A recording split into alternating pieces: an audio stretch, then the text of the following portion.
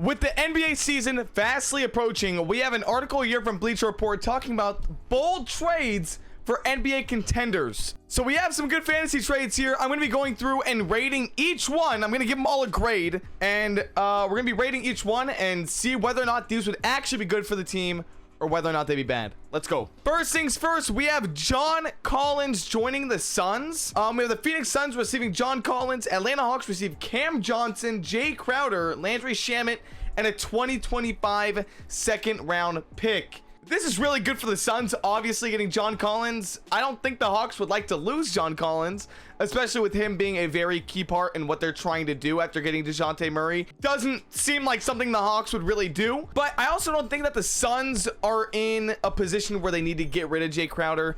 He's a solid player for them. Same with Cam Johnson. I haven't gotten to see Landry Shamet play enough to be able to say whether or not, you know, he's obviously worth staying or not. To be honest though, I don't see this happening. I see this improving the Suns a lot, but I also don't see the Hawks agreeing to this. The Hawks are pushing for something. They want something after getting DeJounte Murray. And in my personal opinion, Hawks are a sleeper pick of mine. I know that, you know, they still have some hype around them, but after last year and after not being able to fit those expectations that they had from the year before that, they're my sleeper pick going into next year for sure. All right, for this trade, I'd give the Suns a B, to be completely honest with you. I feel like them giving up Cam Johnson and Jay Crowder, it's still giving up something.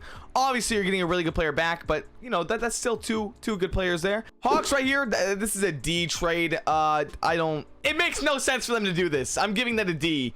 But you know, they're still getting back something. It's not nothing. It's not a fleece, you know what I mean? Bogdanovich gives Miami an upgrade at power forward. Miami Heat receive Bogdanovich, obviously, and Utah Jazz receive Duncan Robinson, Yurt7, and a 2028 second round pick. To be completely honest, with the rumors coming out that Lakers might be in a 3-team trade with the Jazz and the Knicks, sending Donovan Mitchell to the Knicks, I see the Jazz completely tanking this year. But as soon as Donovan Mitchell's gone, they're tanking. They're not competing. So to be honest, I see Miami, if this comes up, I don't see why they shouldn't take it, in my opinion. I saw a lot of trades going around that people were talking about, saying maybe sending Harrison Barnes to the Miami Heat, but this would be good as well.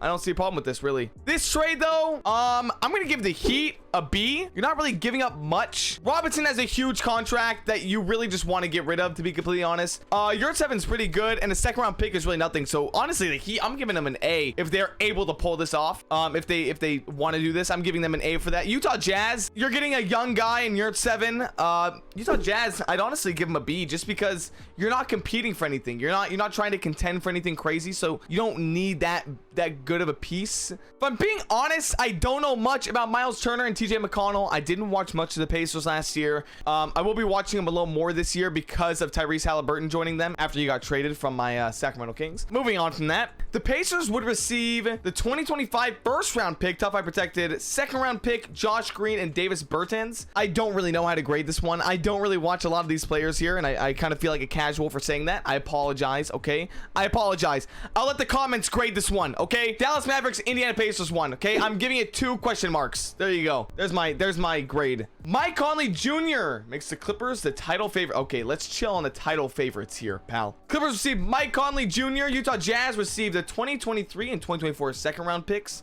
Luke Kennard and Reggie Jackson. Reggie Jackson was really good for the Clippers this recent year, wasn't he though? Oh, his efficiency plummeted. That's awkward. Although his efficiency plummeted, I feel like after 1 year to kind of throw him out, kind of a risky move to make, especially because he did so much for you during the playoffs. I'd give the Clippers here like a C, to be completely honest with you. I really like Reggie Jackson. I don't know, that's kind of like my main thing, is I just love those moments of Reggie Jackson with the Clippers, and I think that's what's really stopping me from giving this a good grade. Those moments are just so good, and I feel like if they can get back in with Kawhi and PG-13 and they're back in the playoffs, he might unlock that again. You really don't know. You don't know. The Utah Jazz, I'd give the Utah Jazz a solid B if they got this, honestly. Like I said, I am fine if the Jazz trade their whole team right now, because to be honest, you're going to be tanking this year, especially if you get rid of Donovan Mitchell. I've said this before. So I would really like this for the Jazz. You're getting picks. Why not? And the last one of them all, the Nets and Ben Simmons experiment. A Ben Simmons trade. Brooklyn Nets receive Kyle Kuzma, Rui Hachimura, Will Barton, and the Wizards receive Ben Simmons. This would be insane. Okay, let's see this real quick. Kuzma's having a great season this last season. I would like this for the Nets because of the depth aspect. Other than that, y'all are hating on Ben Simmons way too hard. I'm saying it right now. Yes, we haven't watched this guy play in over a year. You have to also think about that as we haven't seen this guy play in over a year. We don't know if he's going to be good. We don't know if he's going to be bad. We don't know. So why not risk it a little bit? And if you're the Nets organization, you've seen him in practice, you've seen him play, so you have an idea of how he's going to be. If you know he's not going to be good, if you don't see him putting in work, maybe this is the way you want to go. But to be honest, if I'm the Nets GM, and if I see Ben Simmons putting in work all the time, especially during the offseason, if I see him working on stuff, I'm taking that risk. I don't see why I wouldn't, other than the fact you probably got one more year left with Kevin Durant and Kyrie. But in my opinion, the reward is higher if you risk it. I give this Brooklyn Nets trade, if they were to trade this, I'd give it a C, because yes, you're getting Kyle Kuzma. Yes, you're getting Hachimura and Will Barton. I don't really watch Will Barton much, but you're also getting rid of what could be something great for your franchise. If the Wizards do this trade, I'm giving the Wizards a B, because I don't see Kyle Kuzma being a like huge part of the organization. He's very good. He's a very good key part for sure. But like an all-star, I don't know. And I feel like Ben Simmons can be that all-star on any team, to be completely honest with you. So yeah, if you're the Wizards, you are giving up some depth there. But in my opinion, it's worth it just for the risk and the reward of that risk. So all right, that is all for the bold trades for NBA contenders. If you guys enjoyed, be sure to leave a like and subscribe. It helps out a lot more than you think. Also check out Bleacher Report, and I'll see you guys in the next video. Later.